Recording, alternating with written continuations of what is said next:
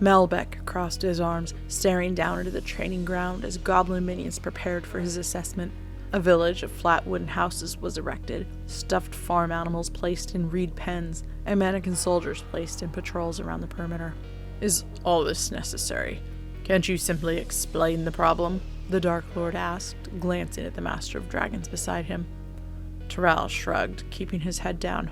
"Well, if I went and told you that the fledges aren't performing like they should, that they were too dumb to be trained, you'd ask me to prove it to you before you'd go get me some new breeding stock, and I'd basically have to set this all up to show you that they were too dumb to train, so why not save us all a bunch of time and have you just come right down here to see why you need to invest in new breeding stock if you want to keep using dragons to terrorize the villages?"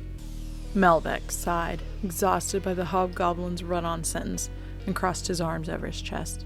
Despite the absurdly long explanation, there was a certain logic to what Terrell said. "Begin your demonstration." The hobgoblin leaned over the balcony, barking orders. "Workers, clear the field!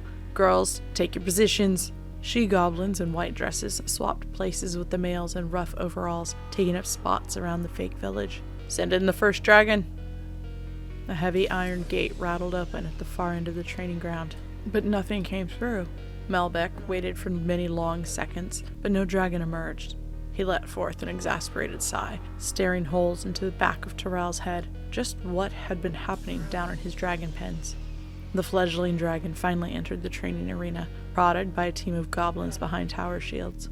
Squat and pudgy, the young dragon looked neither lethal nor powerful, nor like its wings could bear it into the sky.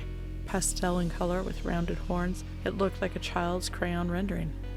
It casually waddled into the village, tongue lolling from the side of its stubby muzzle, where it began nosing at the faux buildings.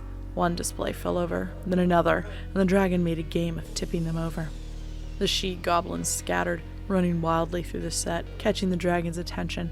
It trumpeted, a sound more gleeful than frightening, and began pouncing at the pretend victims. It chased one, then another, ineffectually grabbing at the she-goblins with blunt claws, knocking more buildings over, raising clouds of dust with each so-called attack.